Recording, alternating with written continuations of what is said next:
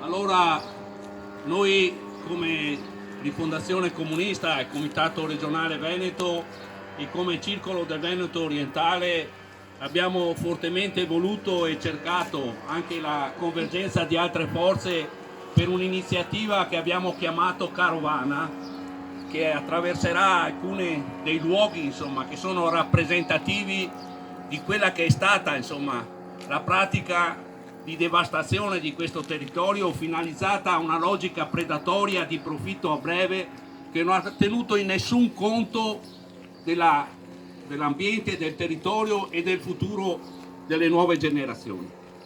Questo è il punto fondamentale. Partiamo da Falconera perché per noi questo è un punto fondamentale. Qui c'è una contraddizione evidente fra una storia che dice che la gente che vive qui ha diritto di restare qui, perché sono venuti qui, perché hanno avuto una concessione, perché gli è stato proposto di stabilirsi qui, perché hanno avuto poi interventi anche specifici in questo territorio, hanno fatto perfino i condoni edilizi e quindi si è maturato nel tempo un chiaro diritto per questa gente che vive qua di restare qui. Non solo deve restare qui, ma soprattutto deve restare qui perché questo territorio non può diventare, l'hanno detto diversi interventi prima di me, un luogo dove si esercita ancora una volta una logica speculativa, magari con una patina green, una patina verde di turismo sostenibile, di turismo che ha una vocazione culturale. Qui di fronte a noi c'è la laguna di Hemingway, no? Capite che i tratti di una nuova offerta turistica ci stanno tutti, però vogliono mandare via la gente,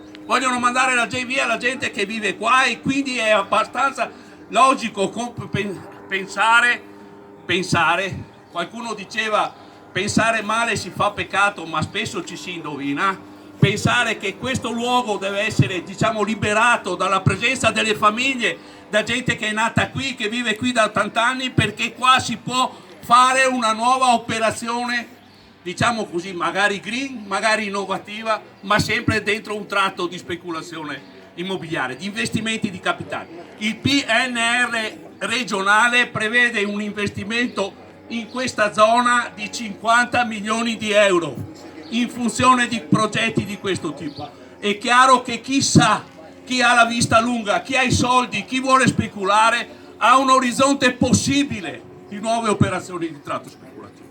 E partiamo da qua perché per noi la difesa del diritto inalienabile delle famiglie che sono qua da decenni non può essere calpestato, punto e basta. Poi la politica deve trovare le soluzioni, la burocrazia deve trovare le soluzioni, ma questo è un punto che non si può, su cui non si può transigere. E noi siamo partiti da qui, perché la difesa del diritto all'abitare, il diritto di stare nel territorio in cui si è nati, vissuti, è un diritto fondamentale e nessuno potrà mai proteggere il proprio ambiente, il proprio territorio, se non quelli che sono sempre vissuti, che sono nati, che hanno i figli e i nipoti che vivono qua. Questo è un punto fondamentale. Via da qui passeremo al villaggio Casella. Non dico nulla, ha già detto benissimo prima il compagno Claudio Schiavon. Nel Veneto la presenza della mafia e l'intreccio degli interessi mafiosi con la speculazione immobiliare è un dato accertato, non sono chiacchiere, sono le sentenze dei tribunali e i processi in corso che lo dicono. Dopo che andremo via di lì andremo a Eraclea. Se qualcuno fa un giro a vedersi Eraclea mare e poi passa per Valle Ossi, che è rimasto un ambiente naturale incontaminato, si chiede perché l'amministrazione che è succeduta a quella che è caduta perché infiltrata dalla mafia continua con gli stessi progetti che quell'amministrazione si era proposta. L'ambiente va difeso e anche conservato, e anche, se è necessario, vanno fatti investimenti per la rinaturalizzazione, perché questo è un punto fondamentale, perché la difesa rispetto a quelli che sono i cambiamenti climatici, un futuro che si presenta sempre più fosco e pericoloso. Badate bene, nel 2022 uscirà un rapporto di 500 scienziati che su mandato dell'ONU hanno fatto una ricerca sugli effetti dei cambiamenti climatici e hanno detto che non c'è più tempo, tempo 10, 15, 20 anni al massimo, noi ci troveremo di fronte a degli effetti e dei danni che saranno irreversibili. Cosa vuol dire questa cosa? Vuol dire che sicuramente si produrranno fenomeni a livello ambientale, a livello di precipitazioni, eccetera, che metteranno in discussione la possibilità della sopravvivenza in molte parti di questo pianeta. Aree andranno tranquillamente sotto acqua perché si innalzeranno i livelli dei mari.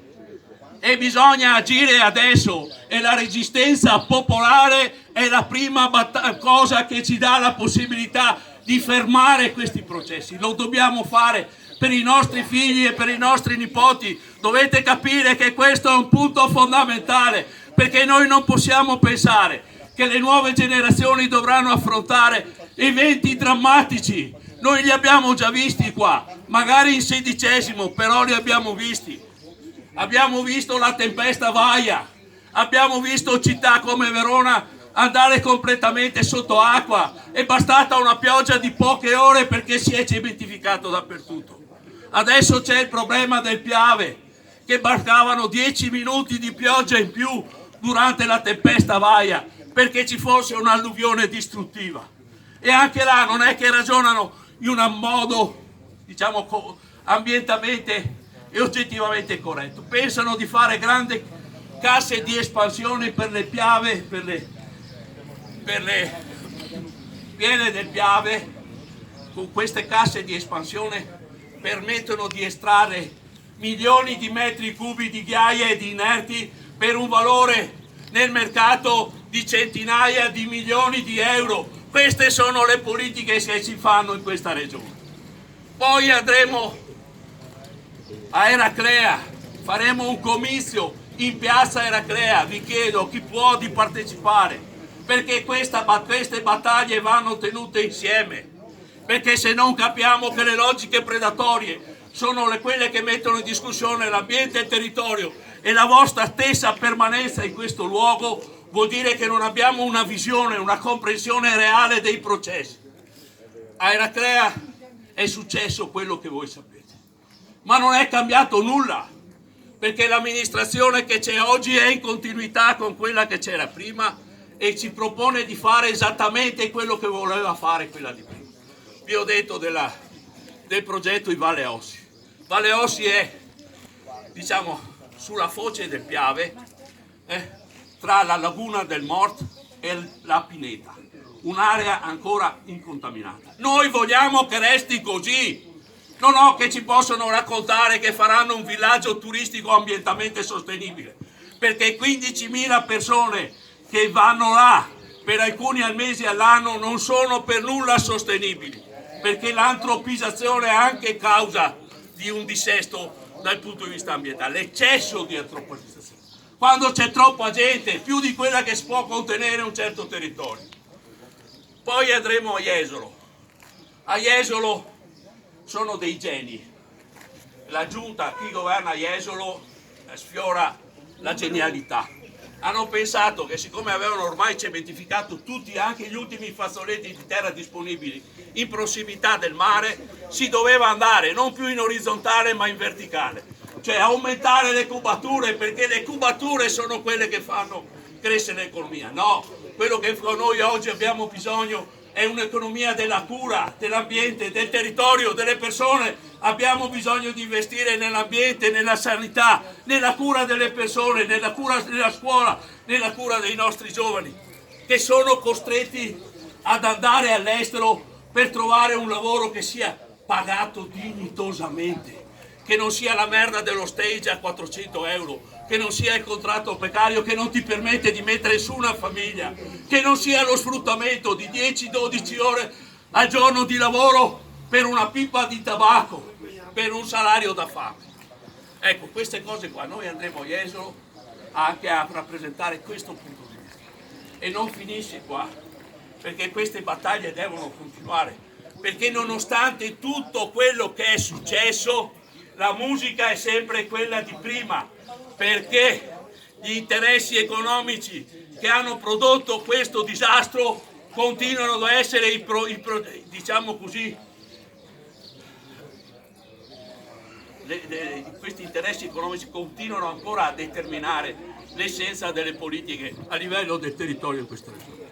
Quindi vi ringrazio per essere qui, vi ringrazio per la vostra presenza, vi ringrazio soprattutto per la vostra battaglia, perché è una battaglia che sta dentro una battaglia più generale, è il vostro interesse naturalmente, è il vostro desiderio, è la vostra volontà di continuare a stare dove siete sempre stati. Ma questo porta semplicemente al fatto che voi state dando un contributo a una battaglia più generale perché questo territorio non sia ancora e continui ad essere oggetto di predazione. Grazie a tutti.